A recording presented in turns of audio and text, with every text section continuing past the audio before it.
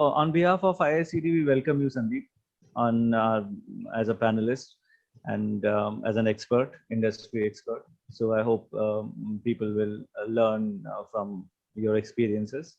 Thank you So so I much. will, yes. So I'll introduce Sandeep, and before that, I'll introduce myself. So myself, Kingshuk. I'm a faculty associate professor in IICD. So my background is fashion technology, you can say, and I've been associated with Sandeep for some time, for maybe a decade or more. So so I'll introduce him. Take this opportunity to introduce him. It's my pleasure and honor to host Sandeep. So Sandeep Verma is a fashion designer, and he is founder and CEO of Sandeep Verma Design, so abbreviated as SVD. So it is a company based in Delhi, which emphasizes on research, innovation, and manufacturing. Right. So he designs and manufactures contemporary fashion and vintage-inspired collections, both in the breadth segment and even customized garments, Western bridal wear.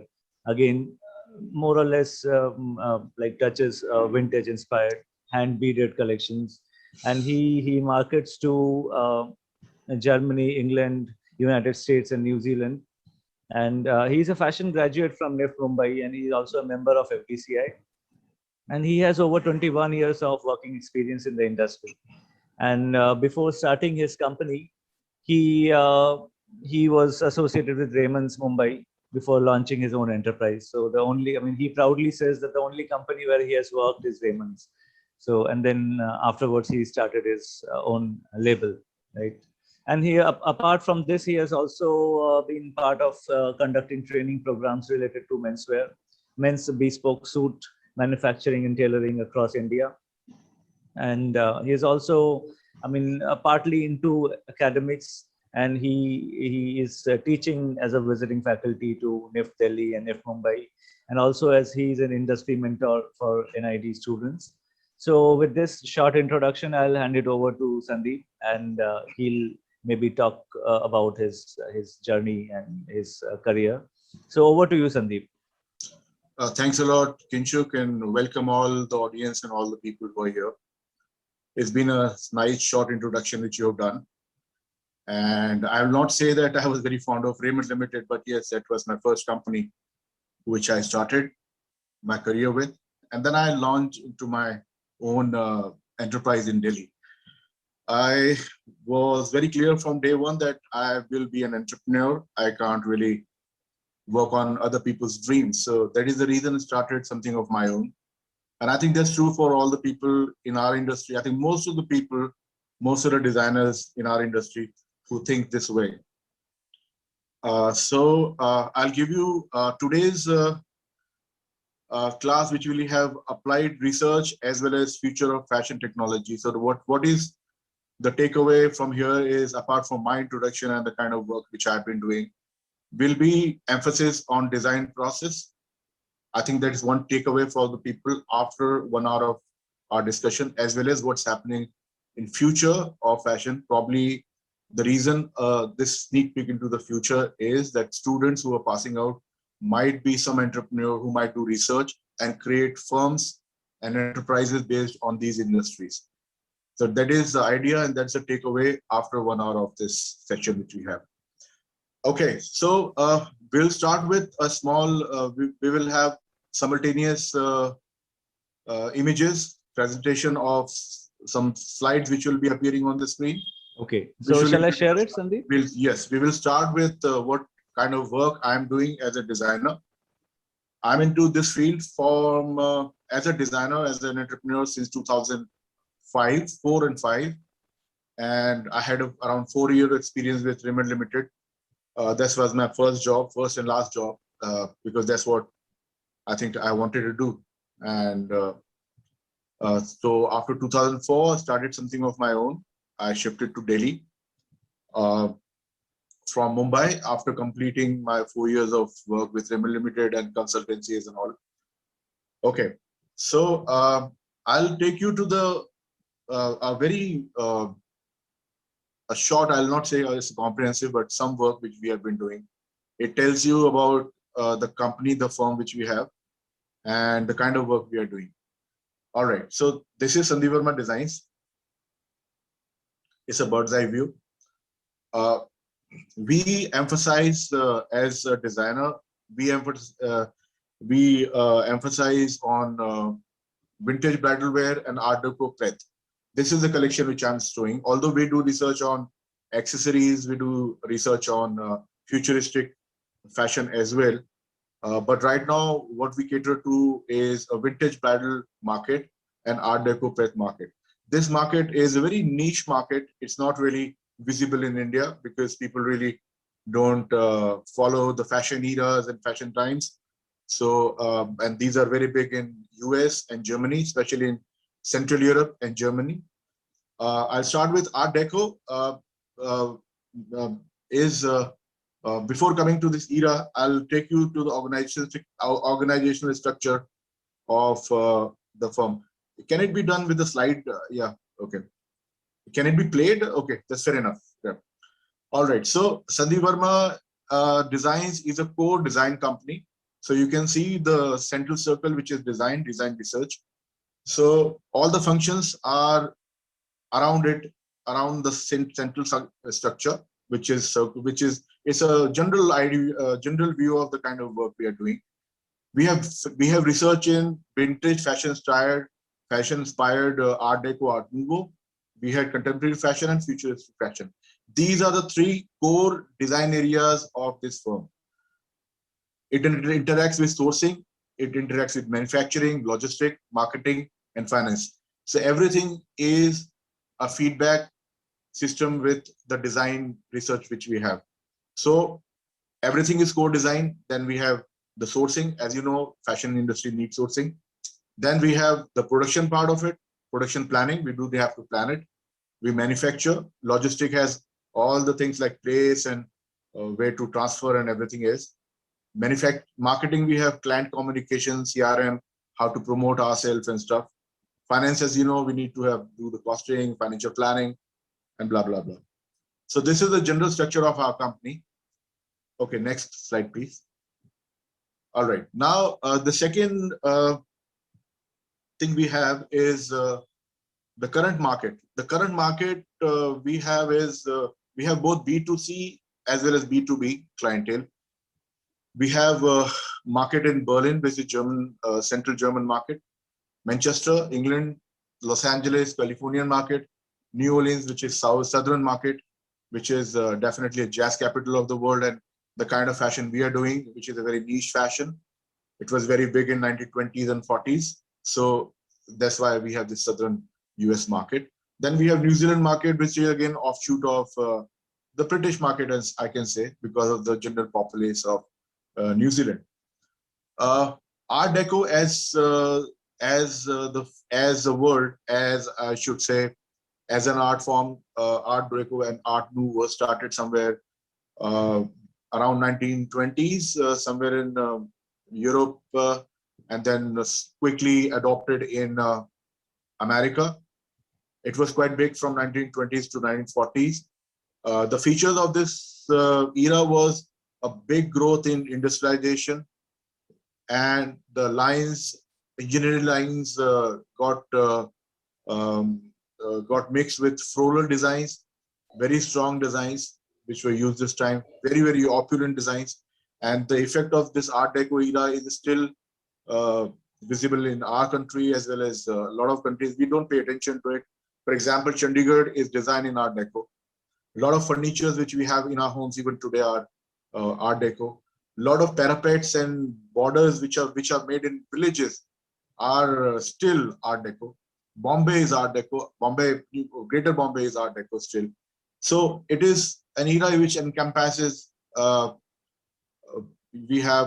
encompasses architecture, engineering, drawing. Rolls-Royce is designed in Art Deco. The latest Maybach and Phantom is designed in Art Deco. So this is an era I've been inspired with because of lines and drawings and opulence. And this is big in this particular countries because it reminds them of one of the best times they have between two wars.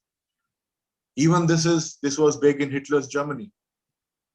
From 1930s onward, after the Great Depression in 1929, when the stock market fell in US, it became big. And for that matter, Coco Chanel also launched her little black dress in this era, which is LBD, which we call LBD this time. So that is the reason we have a big market for this. Another reason, which is very, very important for this particular era, is that women moved away from corsets and very, very heavily restricted garments, which I say structured garments, into garments where you have very straight waistlines and very unstructured flowing fabrics, a lot of beading work, and the length of the garment also reduced to 48 inches or a calf length or a knee length or something like that. So this is an era for freedom for women. It's first time in the history after Europe, Victorian age, that women were able to wear the kind of dresses along with men. You can see a lot of movies from these eras. Like there was a famous story in the movie by Mr. Fitzgerald with the name Great Gatsby. It's a very famous movie as well as the story of this particular era, which actually depicts the soul of this particular era.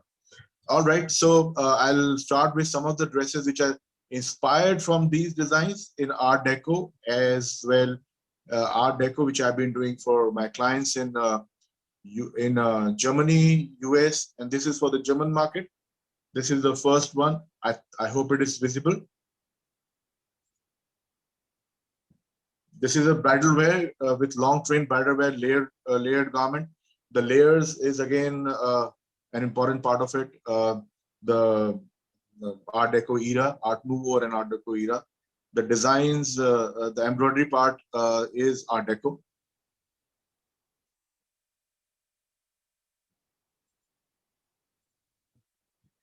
Next one, please. Yeah. Again, the next one. And the next. Okay, this is, if you see these, if it is visible to you guys, you can see the fringes on the sleeve. The design is very, very Art Nouveau. It's been actually shot in a very sepia kind of shade to give this particular look for the bridal wear. And you can see the garment is not very busty. It is it's quite free at the waist as well. So and our kind of design, we have quite plunging necklines. That's what we have, particular style of. We need it in Europe. It's slightly different from Indian kind of look. That's why we have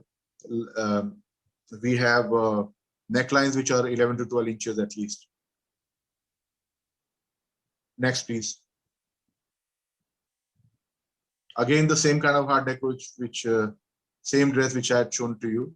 This was produced in 2021. I think it was produced in the period of COVID. Okay, next one.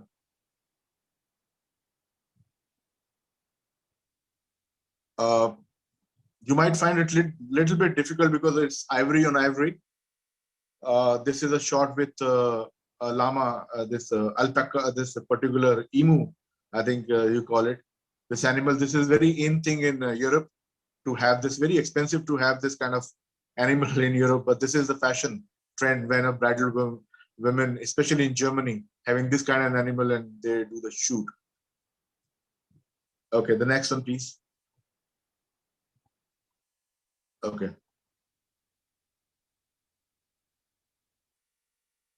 If you see the bridal wear which we do are not very structured like Indian bridal wear.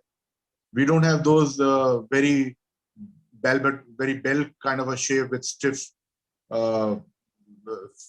lining and interlining at the bottom of it.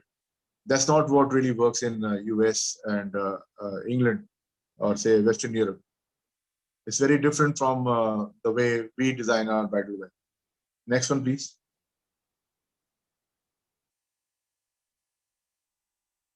Okay. So again, this is, if you see, This is again a Art Deco one with a lot of lines. The detailed design of it will come later in the image. This was shot somewhere in Delhi itself, with a very low back. So right now the fashion trend is very low back. If you see, especially in Europe and America, this is what is this is the boat neck and a lot of lines and a lot of drawings. And the if you see the skirt, it is bigger at the back and smaller in the front. So this is again different from what we do in India. I'll talk to you about it, the reason why we do it in later on. Okay, again, you can see the Art Deco. This is done on mesh. The middle one, you got the fringes on the sleeve, the lines and the floral. This is how we combine lines and the floral, then the yoke, and then again fringes on the yoke. And if you see, the skirt is shorter in the front and the longer in the back. So when we draft the panel, the reason is a person has to walk as well. In India, people don't really pay attention to it. It's find very difficult for brides to walk. Reason of this is this: we do a lot of design research of how people can move in this kind of garments, which are again a lot of might be bulky as well as they find it difficult to handle. So we give a lot of small design elements which are easier for people to handle. All right, so there are two other variations on the sides of it. Again, the Art Deco. This is the same design which was worn by another model earlier on. Next one, please. Okay, this is slightly more clearer image of the kind of dress it is. It's a boat neck thing. This is, if you see the detail of the Art Deco work on it, this is fully beaded work with a lot of pearls, ivory on ivory. The top fabric is georgette, and even the lower fabric is georgette itself. So this is around 8 to 10 panel dress. The length of the skirt at the back is around 72 inches from the waist down. And then this is how it is created. Even if you see the peculiarity, at the back, there's a deep lunging back. All right, the next one, please. This is again a halter neck, the kind of design we do. This the design is spread out beads in a particular way, and the yoke on the waist, on the hip part of it. Next one, please. This is again done on a very special kind of fabric, which is this is a vintage, very vintage style of work which I have done. This kind of work were used in 18th and 19th century, especially end of 1900 something. At the 1989, 1890s or 1880s or something like that, where you have this. This is done on cotton. The thread is single yarn cotton thread done by hand. So this is done on a cotton mesh. Cotton net is not really easily available in India. What we use is nylon net. Cotton net is a fantastic lightweight net. We got it imported from China somehow, and the width of the net was around 65 to 68 inches, which is again not really available in India.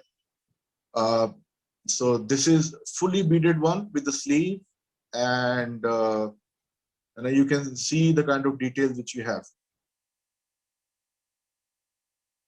All right, the next one. Again, a dress which is fringe dress.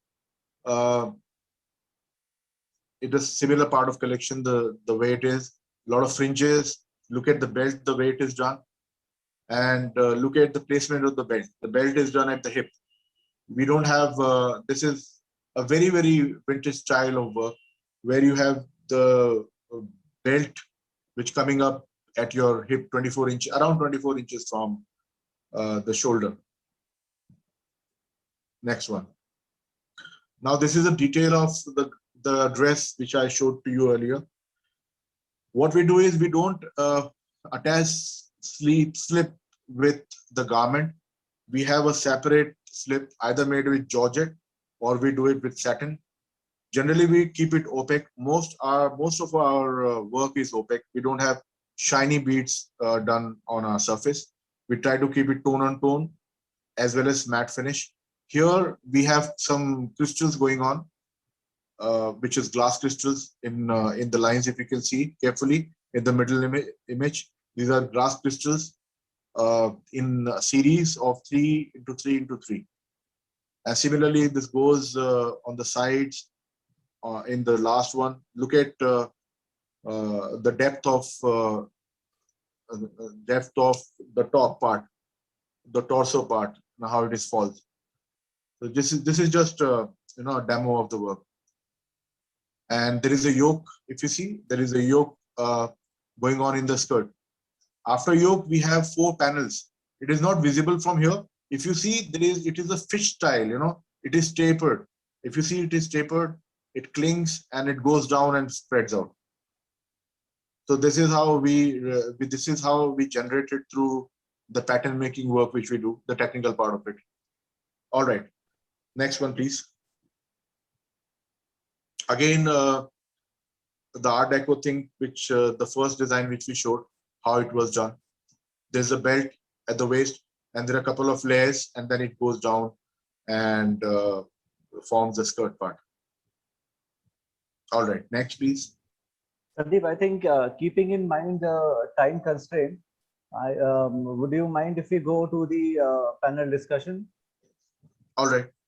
Yes. Okay. So yeah, I think it's better we go to the last. Yeah. Okay. You want me to go to the last slide? Yes. It's better we go to the last slide. Just a moment. Okay. Now what we have is we'll start with the theme which we have. Applied research and innovation in fashion industry. Now, one particular thing which I like to emphasize today is the design process. Okay, take to the next slide, please. Yeah. Yes. So I'll just try to create a context for all the audience, and I mean there are faculty members also present in the discussion, and there are students as well. So from the academia point of view. And we are going to connect the design process to it. So the take from my end, I mean, there are the gaps and the problem areas you can say, is that, I mean, we all know that there is a course called design process in foundation and then maybe in the 3rd semester, and which introduces the students to the logical thought process and how we should start, the mind should start working, and then how we should move to the ideation and so on. It has been a very standardized approach which is there in the institutions, and then the students take it as a course. Okay, fine, we have to complete this course of design process, and then I mean they move on to the next semester. But the idea, the connectivity, that is the design process, is learned in the semester 1, 2 and 3 to be used in the further design projects, which is actually which they miss, because they take it as a course, they finish it, and then they get over it, right? So the idea is that how important, I mean, the discussion, maybe we can start with the discussion that how important is design process to a designer or a budding designer or emerging designer, and what is the importance of the conceptual clarity, and how one should proceed with the research part of it, the ideation part of it. So, I mean, Sandeep, I mean, I would request you to elaborate on all right. this. So let's start with, we have, can you take me to the next page, please? Yes. Just after this, we'll do it quickly without this one. Just before, yeah, let's do it this one. Okay, we have to talk about the design process which we had. Design process, here is the image. Ultimately, design process, we start with a mood board, keyboard to the final design collection. What I've noticed is, and what happens is that we are good at taking the theme, then we have design brief, mood board, design development process. But then there is a dichotomy between the keywords which you use and the design formation and the final collection. So why it happens? A lot of people reverse engineer their work. So I will take you through this slides very, very clear, fast, to make you understand what exactly is required. we'll start from the point where you have keywords. Once you have keywords and mood board and everything ready, then please work on your design elements like lines, shapes, 2D forms and 3D forms. Basically, the idea is please uh, don't imagine your final collection before you make it. Don't reach the final conclusion. Don't reverse engineer your ideas. That's what is required. Because to solve a problem, we have two ways of solving the problem. One way is we have the need of the people clearly in our mind and we are solving the problem. Second thing is we are creating some new fashion. Now, until you are absolutely blank about it, you will not be able to do it. So we have this creative 2D forms, which works here. If you see the green one, then this comes down to the 3D form, shapes and textures and everything. So you have to keep in mind that you have to divide your design formation into three. This is the way I do it. You, if you like, you can take it. Is that you need to play with the 2D forms, and from there you will find the 3D forms. You have to develop, you have to keep your scrapbook ready with you. You should have a scrapbook with you. You have to work on silhouettes. You don't have to fill it this, you don't have to pre-decide your silhouettes. It could be anything. It's not important that where you need to have a sleeve, where you need to have a armhole, where you need to have a hemline. You don't have to decide that. You have to come with the flow, and that's what is required. For that, what you need to do is, to achieve all this, what you need to do is that you need to decide lines, forms, 3Ds and everything. Then you combine them together into a final collection. That's what is required. All right, the next slide, please. Now we have a ritual and routine. This is very, very important. You can't just get a design process out of the blues one fine day. You have to have a flow. You have to be very, very regular with it. It is about a ritual. You have to sit us at the same table at the same particular time, whatever best time you have in a particular day, where you feel you are best creative. Some people have 9 to 11 in the morning.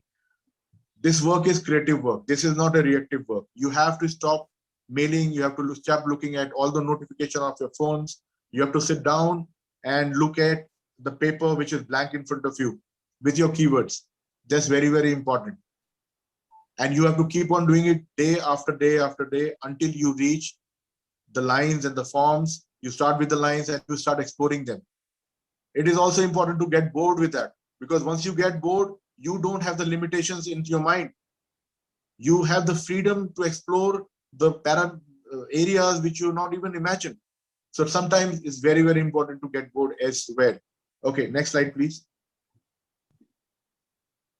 Flow. So what is flow here? Flow is when you are able to achieve a effortless process of creating certain things. You might write, you might design, you might do anything. The ideas which are coming, the train of thought which you have in your mind, you are able to capture it and put it down on paper. That is the flow. And that needs routine and that needs training. You can't just do it in a day. You need to practice it each and every day, all the time. That's the reason you need to have a scrapbook in your hand as a designer all the time. It's not important that you have to, it's not a holiday.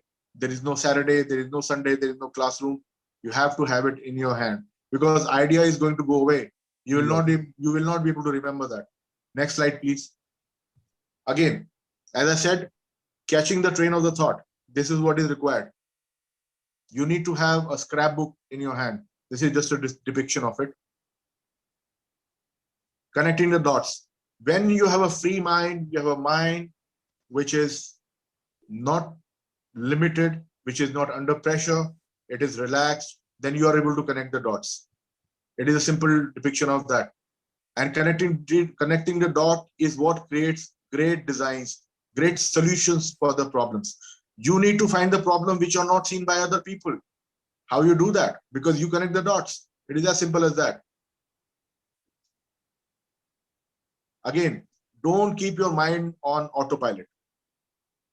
That's very important. You are trained to form a habit. Please don't do it. You need to observe. You need to concentrate through your mind.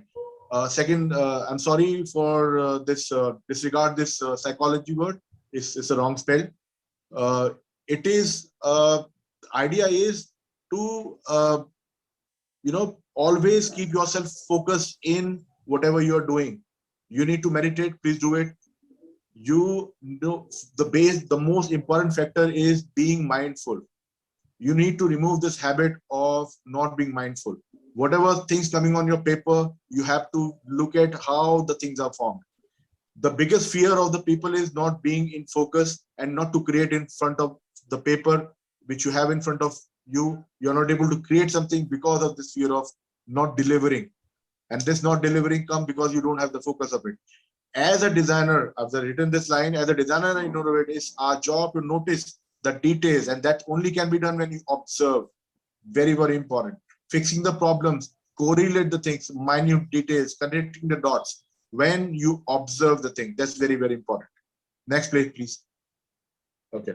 Again, simple, some lines which I have. It's easier to solve, as I said just now, it's easier to solve a problem which everybody sees.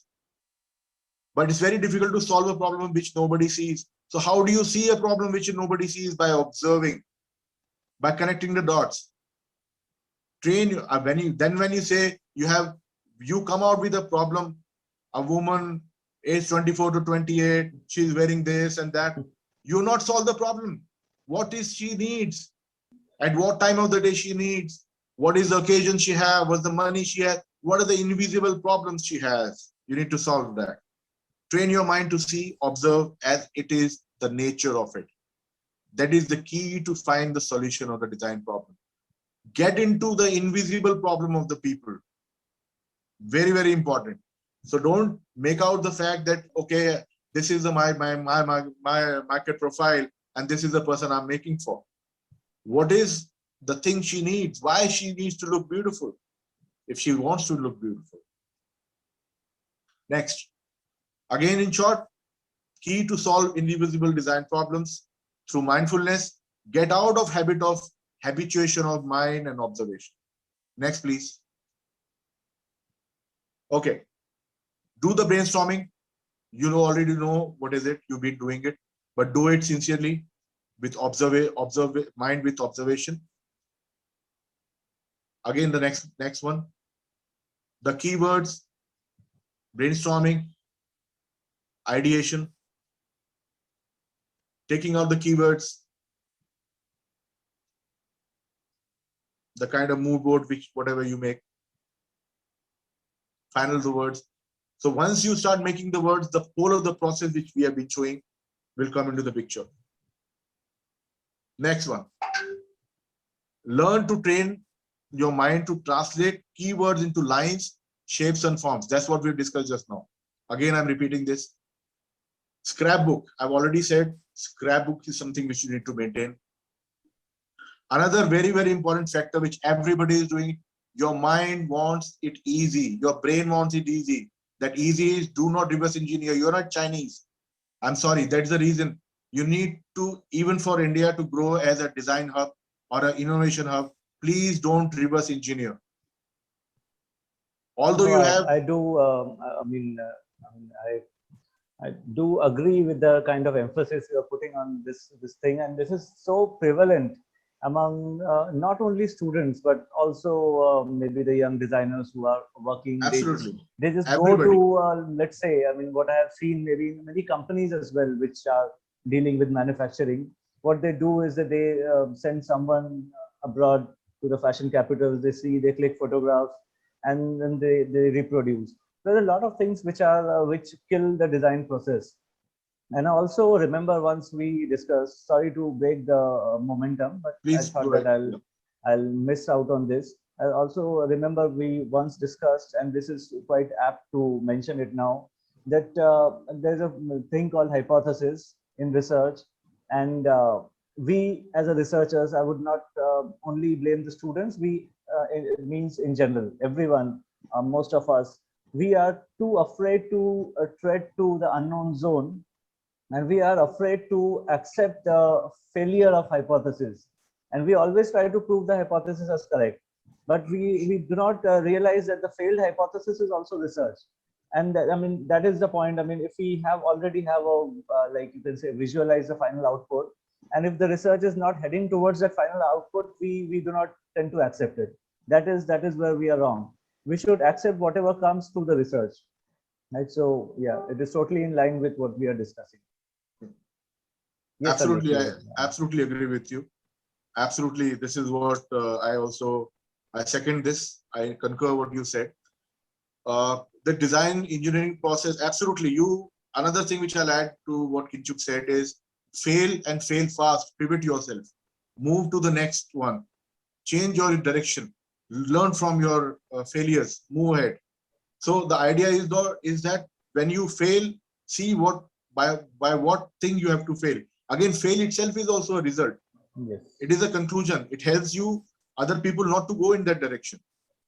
That's also a very important part of the research.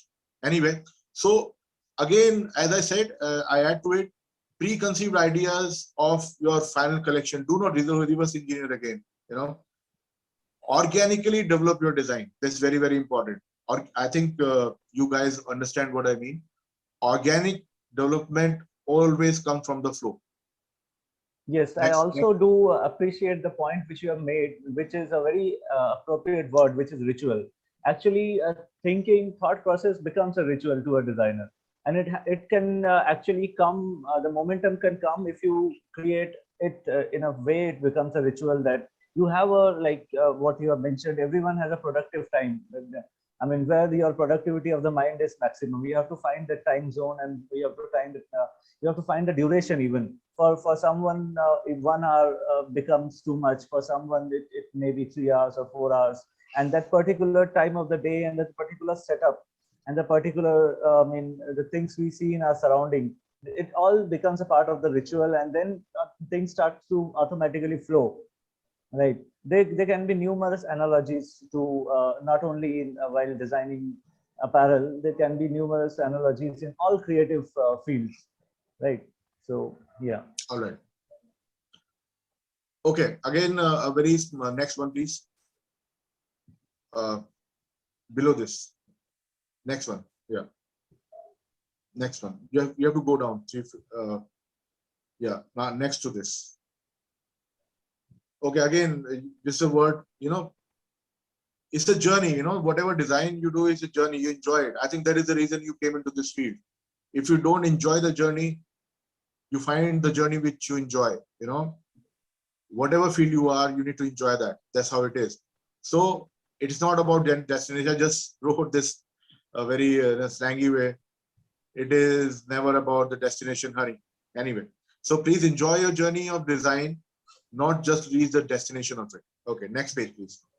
Okay, so that concludes our first part of our discussion. Yes. Let's move to we'll do the Q&A session after this. So let's move to the next one, which is future of fashion. Now, future of fashion is a very, very broad term, as you know. This is, in simple words, the direction we are moving now from here.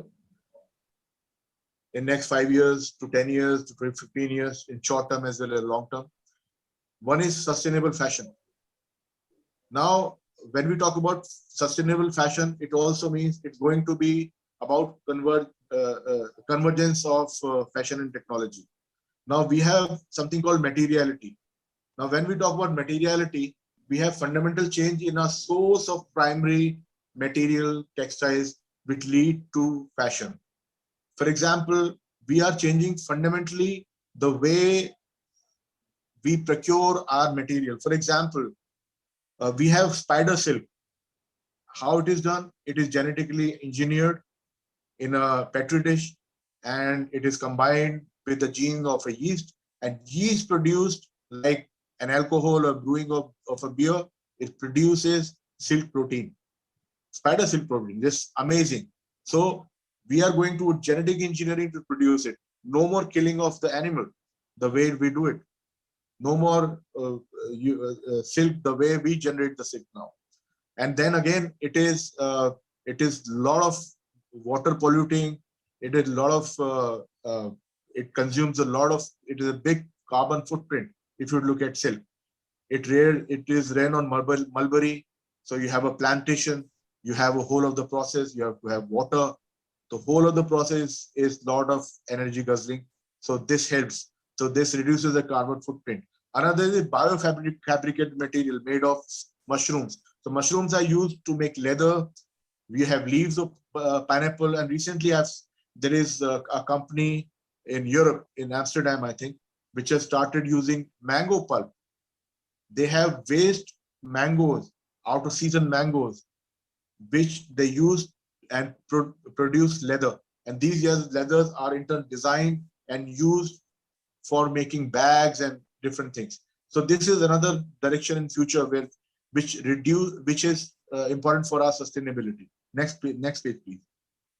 Okay, now why we need sustain? What is the meaning of sustainability here? Sustainability as a word, if I say why in fashion industry? Fashion industry is the second most polluting industry in the world. Every year we produce around 100 billion pieces of garments, SKUs of garments, and we only utilize 66% of it. 33% of those garments are never worn because of odd sizes and defects and so many problems which we have. And even fresh garments of good designers are stored away in a warehouse, not used, and then they landfill, and that is a big reason of pollution in the world. Water pollution, chemical pollution, you have big carbon footprint. Then imagine 10% of total carbon emission on Earth is because of the fashion of our industry. Small or big, fast fashion, and very important is the reason of it is cheap fashion, what we call as fast fashion today.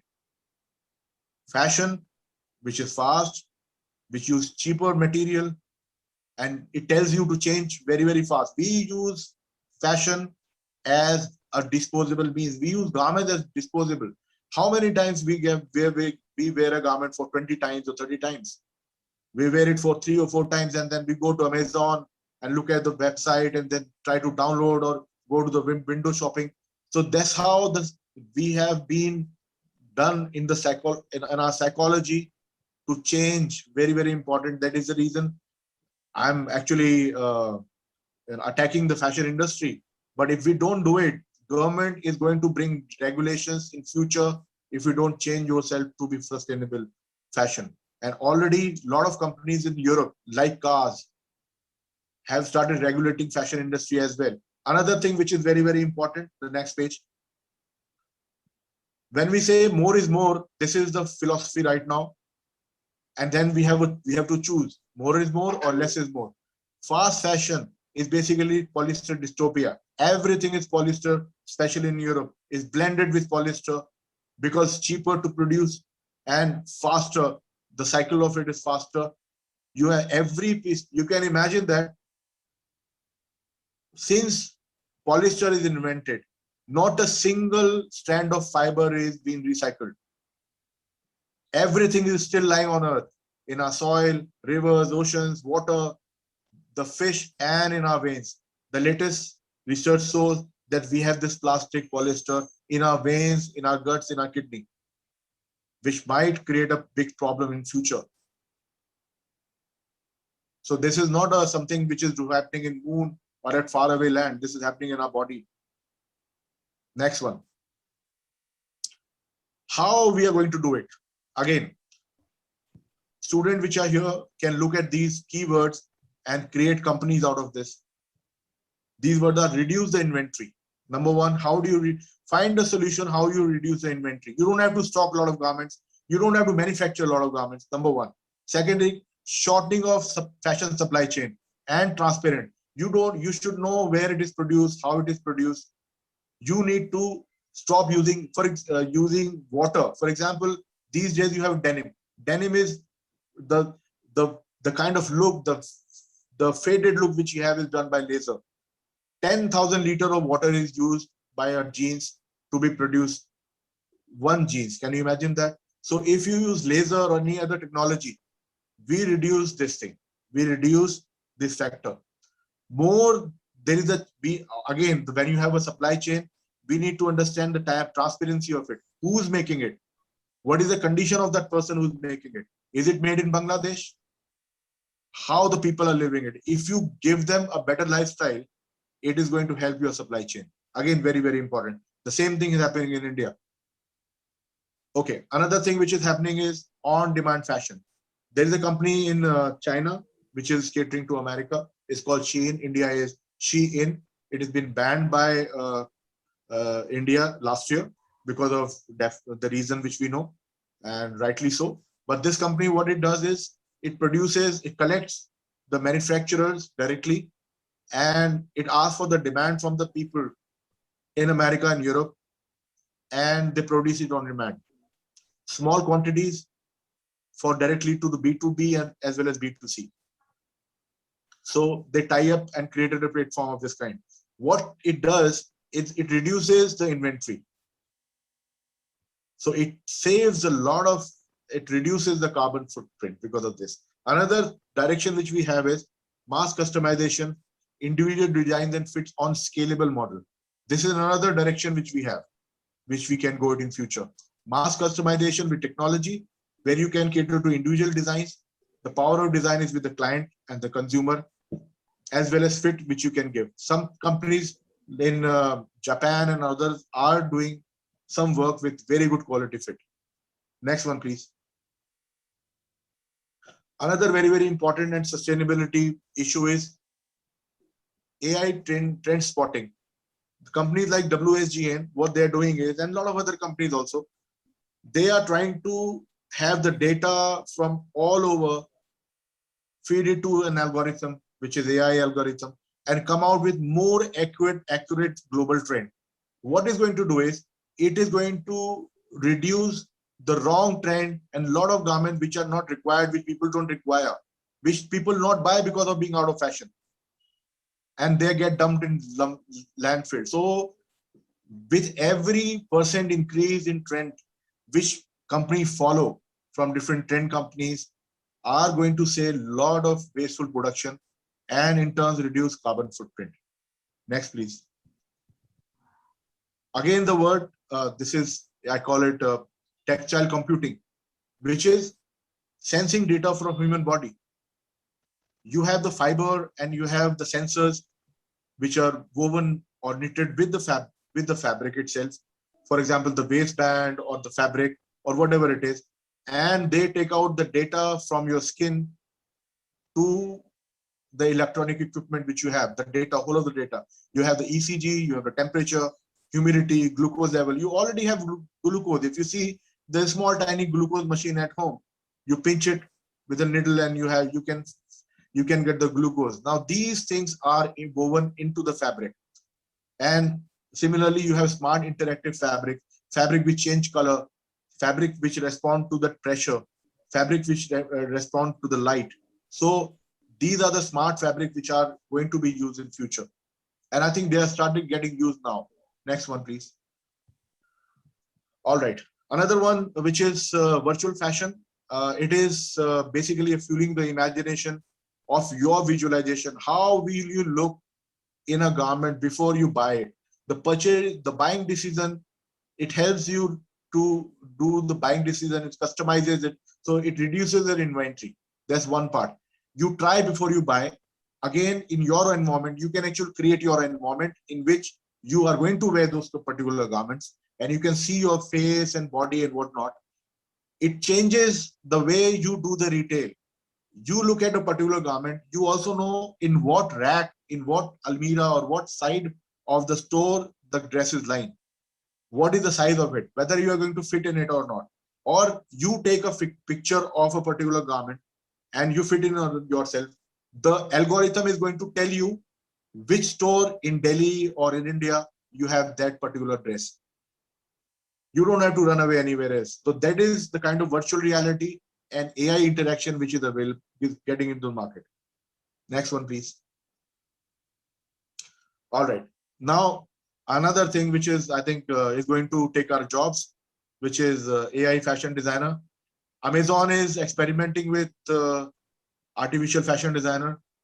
So I think I should pack my bags and go to mountains now, because we have an AI fashion designer. it will be like a stylist and a consultant in store, online store for Amazon.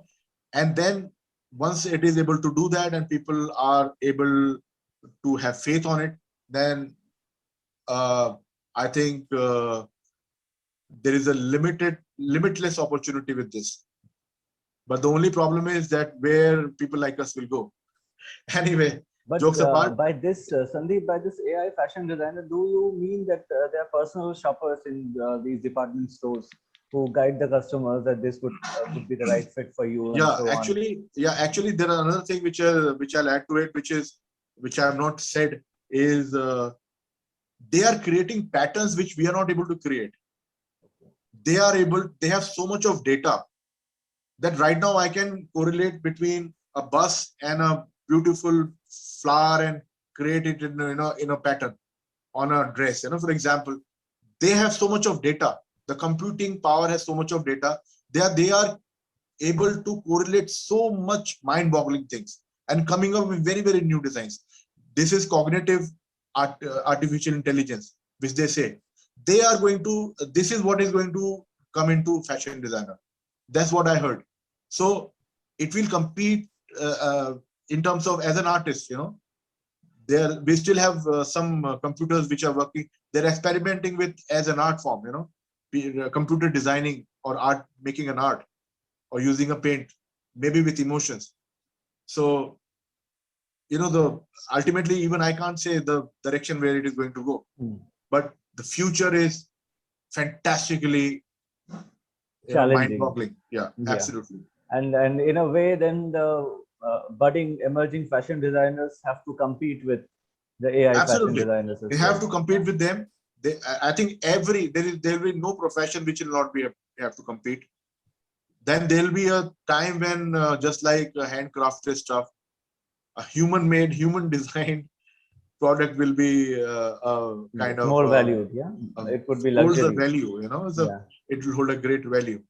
So I hope we'll be alive to see that future. I think it will not. It's not that far. Yeah. So that is the end of our presentation. It's been I'll stop the screen sharing. So basically, for the second part of the discussion, what we maybe if I have to infer and summarize that what you intended to say is that fashion industry doesn't work in isolation. It works hand in hand with technological aspects, and I mean, no industry can work in isolation. So a fashion designer has to be open-minded to be receptive to the other inputs from other industries and work in maybe take a composite picture of the things, right? Absolutely. If you can, I mean, my advice to young designers are, if you can, apart from graphics they do, if you are able to learn a couple of languages, computer languages, it will be good, like Python or anything. Because in future, this will be very common for everybody. People start learning from class 5th. So generations which have not learned, even our generation have not learned. Speaking about it, even I'm trying to learn. I'm trying to learn. I've recently learned a little bit of HTML and CSS and JavaScript and all. But there is a long way to go. A lot of people. The reason is you need to interact with technology in future. Yes. So in a way, the future is interdisciplinary, and if you have these added, you can say, skill sets, you will have the edge over other designers. Absolutely, you need to have. Absolutely, you need to have those. Even if you are a genetist, then you have an edge. If you know about genes, you have an edge. Have different discipline. It will be a great value for you if you have these extra skills with you in your hand. Yeah. Yes, Sandeep. One last question from my end, and then we can see if we have any questions. Yeah. So, I mean, would you like to maybe throw some light on the role of IPR in fashion industry and how we can, in terms of when we are talking about fashion research, how we can take IPR hand in hand and how important IPR is. Like if we only focus on the patent part of it, at least, not towards copyrights and will not go towards geographical indications. But when we are talking about research and innovation in fashion, and if we talk about patents, how do we connect these two words? Actually, if you look at it, if I put it in simple words, is that when you invent or you create something very, very new, you should have fruits of it as well for a particular point of time, maybe 10 years or 15 years. That product is logged in your name and you can do the business dealing with that. You can take the fruits out of it, in terms of royalty or in terms of producing it. So it is very, very important. One thing is very, very, which has to be clear is in fashion, the generic garments don't have any IPR. If you have a shirt, you can't take an IPR. You have a normal dress, you can't do it. But if you have an embroidery style in a particular way, you can have an IPR on it. You can have 10 variations on it, and then you can say, this is one garment, this is one style, and then this is the kind of embroidery I'm doing, this is the process of it, and this is my IPR. You need to file for it, for sure. You need to file for it. Can a style or silhouette be protected? Silhouettes cannot be. Silhouettes is very difficult to protect. You can't do it. Everybody has a sleeve and sleeveless and a neck and everything else. So you might not get IPR on or a patent on a silhouette. You get it on the embroidery part of it. The way you do it on the surface, probably you can do it. But yes, definitely, if you create a smart fabric which nobody has done as yet, or you have combined a particular process of fabric with technology. For example, I don't know whether your garment is ready to pay Bitcoin or it is able to interact with currency, for example, and you have a process of it, then definitely you'll get a patent for that. Okay. But then are we really doing that kind of research? Again, for that kind of research, we need that flow. We need to get into uncharted territories, connecting the dots, which other people have not seen. So absolutely, IPR is very, very important. People who have done a real research, they should get an IPR. Even if you have an original embroidery, you can't say, I went to Ajanta and Aurora, for example. I saw a particular kind of lotus. The similar kind of lotus is in Rohit Bal's garment also. And then in another garment also. Rohit Bal, a few years back, had a dispute with another designer where he said, this kind of lotus can be used. But this lotus was used. You can use that lotus in a particular way, in a particular sense. But this particular lotus was already used in Ajanta Aurora. So whose design is this? Yes. So again, we need to be very careful when we say this is my design. Plagiarism is very, very common.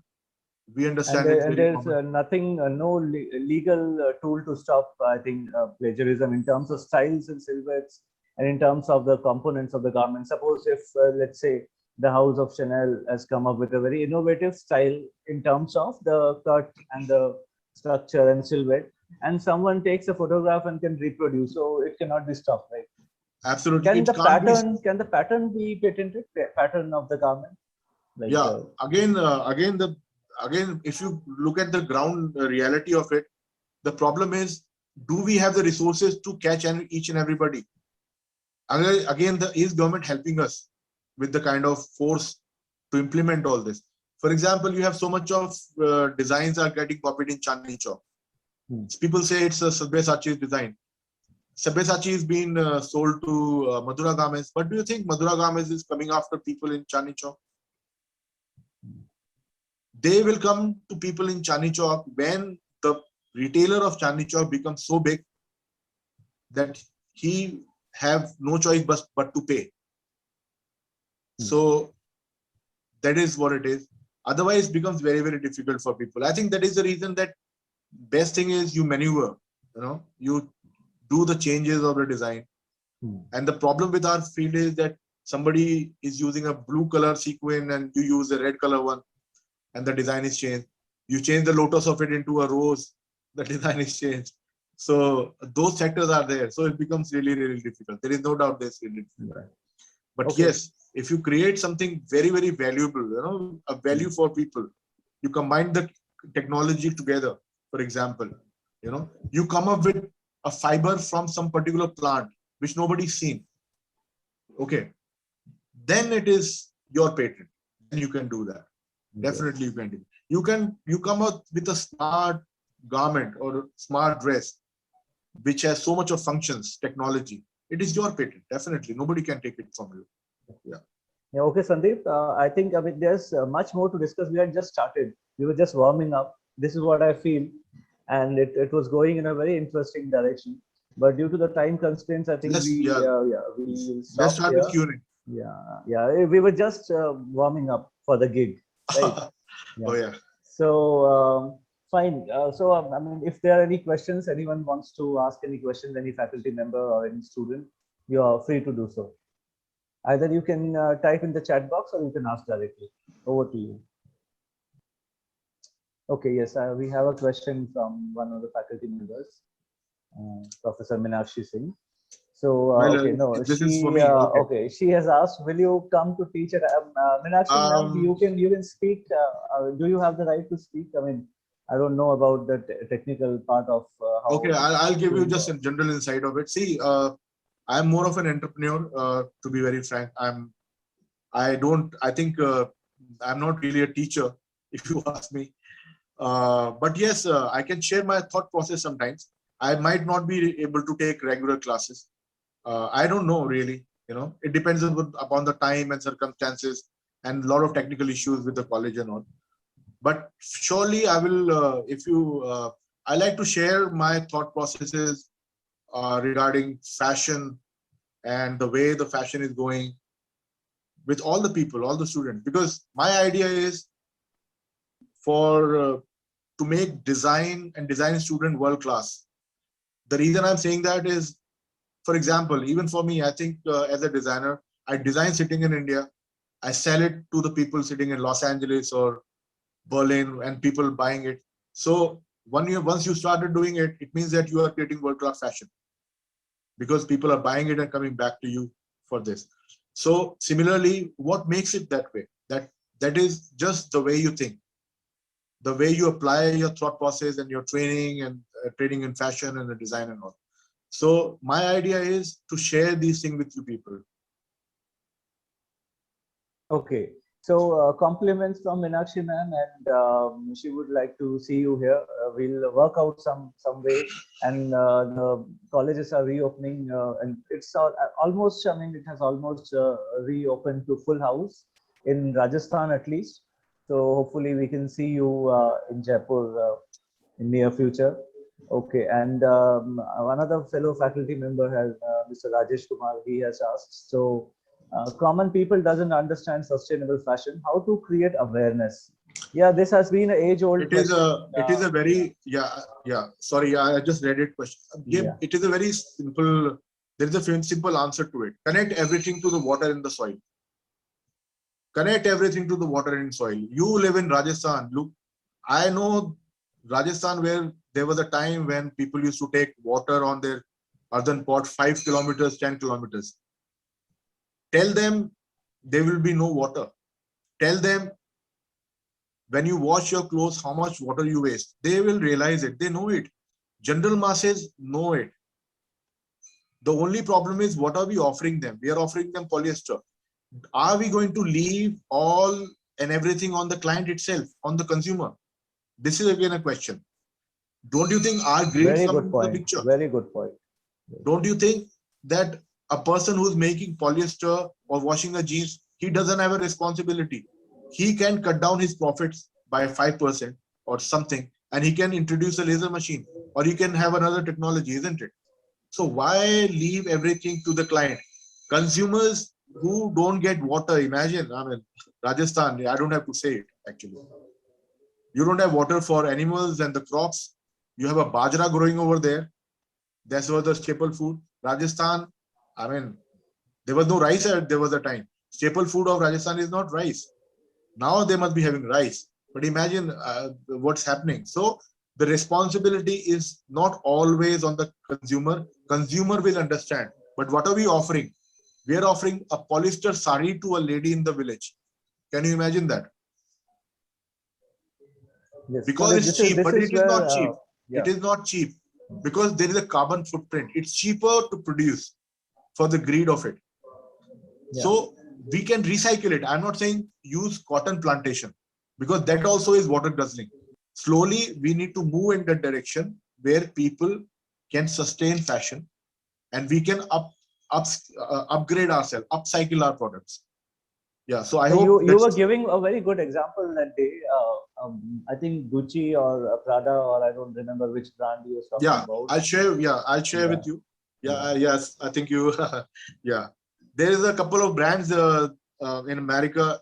there is a brands in Germany, I think, or France. What they have done is they have taken waist dresses of Prada, Gucci, other H&M, other designers, and what they do is they take a skirt and they change it into a top. They take a dead stock, which is nobody uses, and they collect it at a very low cost, and they change it from a jeans. They make it a bag, or from a skirt they make it a dress or a top or a jacket or something.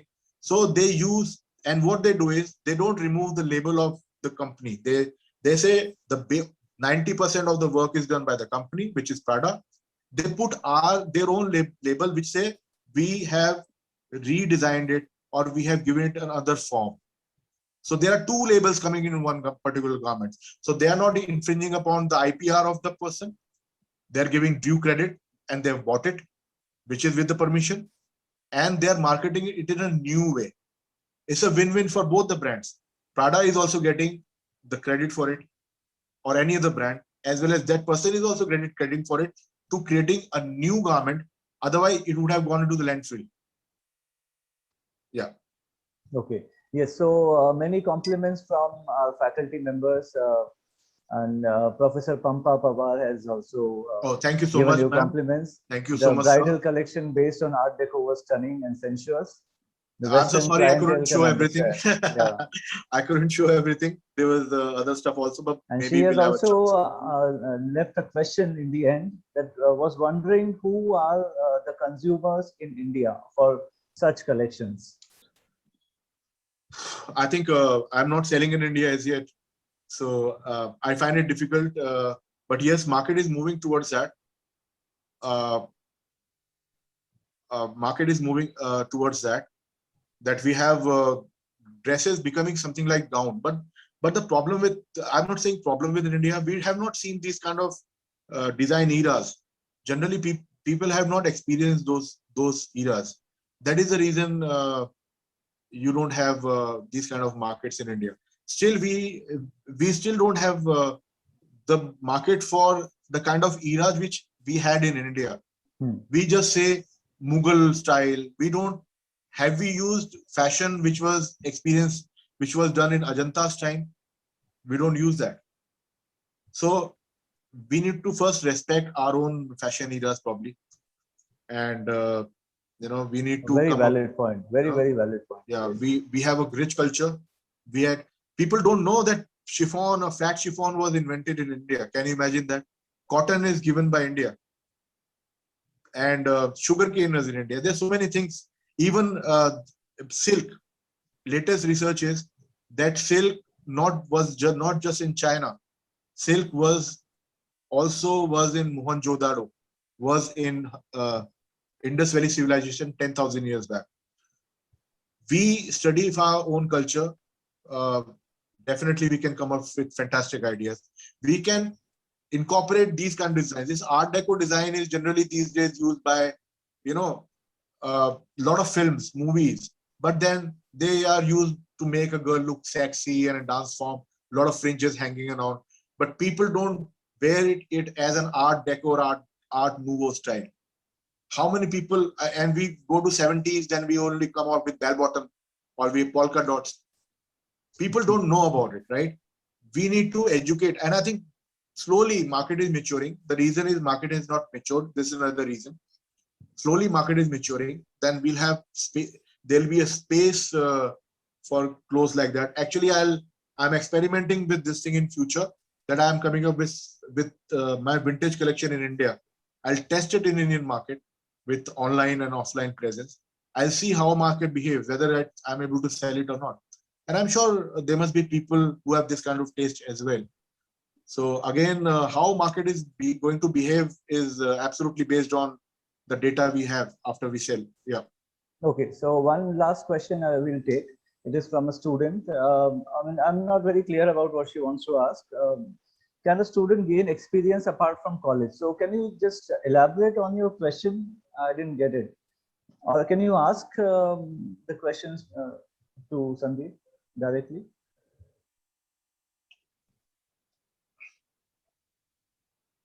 I mean, this question looks incomplete. Can a student gain experience apart from college? Obviously, you get the training and your internship, and you learn more on job rather than you learn in college.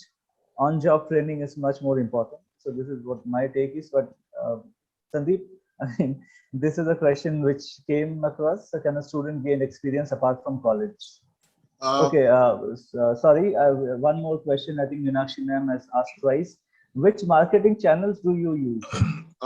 Generally, my presence is online. I deal with people through search engines for sure.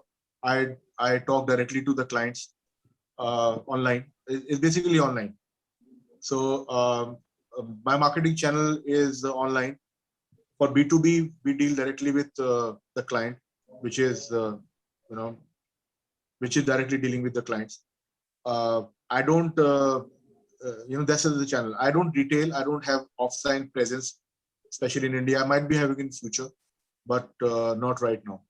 And so I think this is what you wanted to know, most probably, right? Okay. You have a website, Instagram or Facebook page? She has asked. Well, I have I have a website. The reason is you don't find a lot of stuff over there. There's some stuff I've recently loaded again.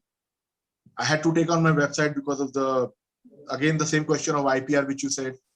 My design, some design got copied. I was on Alibaba and I was on some certain site in America. So my design got copied by Chinese and people in Hong Kong. And the dress which was produced, which was selling at $350, $400 was selling at $30 plus shipping, which is $9 or $10. In $35 to $40, you have a dress delivered at your home in America. I couldn't compete with them. I had a problem with XT. XT, the retailer which I was selling through in US, had to shut shop because of this. Revenue of $25 to $35,000 per year did stop. I lost that kind of revenue from that particular dress, that style of dress. It's in that presentation which I had. It was a fantastically working dress. One particular dress, because we don't have clear seasons for it. You can wear these dresses throughout the year in your occasion, in your functions. So my market was throughout the year. So, and different colors and variations and all. So that is the reason I removed all my clothes from online. I only show it to the people, who I B2B or directly to the clients. Yeah, Meenakshi, copying is a big problem. Sandeep's copying is a big problem. Email ID and his contact detail with you, so that you can connect. I mean, I have this presentation. Probably I could have shown it to you guys, but unfortunately, because of some time constraint. Yes. But yes, you have to be very, very, very careful with the design. Even I went to Hong Kong actually, to the fashion week, to find out, and to the market, who is copying it. And the reality is that Hong Kong has, up till now, till last year, had a free trade agreement with America, US. So you can sell it at a very minimal cost at Alibaba, at Amazon America, without even telling your right name, in America. And everything is done in China. Everything which is selling in from Hong Kong is mostly done in China, especially in fashion. So you can't find people in China. China is a black hole. Everything is copied. So I'm sorry, even I'm fighting China. Okay, so I lost a lot of business because of them. Yeah. So with this, we'll like to end this session today. But this is just the beginning, not the end. So we'll have we'll have further interactions with you, maybe in person in near future in IICD, and we would look forward to welcome you here. And thank you so much from the entire team of IICD, and thanks to Swati for arranging the session, for coordinating with me in this process. So yes, so we'll like to end. Thanks a lot, Swati and Kinshuk, for inviting me here and to share some of my thought process and introducing myself. And I hope all the participation people who have listened to this have enjoyed this session and their time, and it was productive. Thanks a lot. Thank you so much, Sandeep. Yeah. Have a great weekend. Yeah. Bye-bye. Take care. Take care.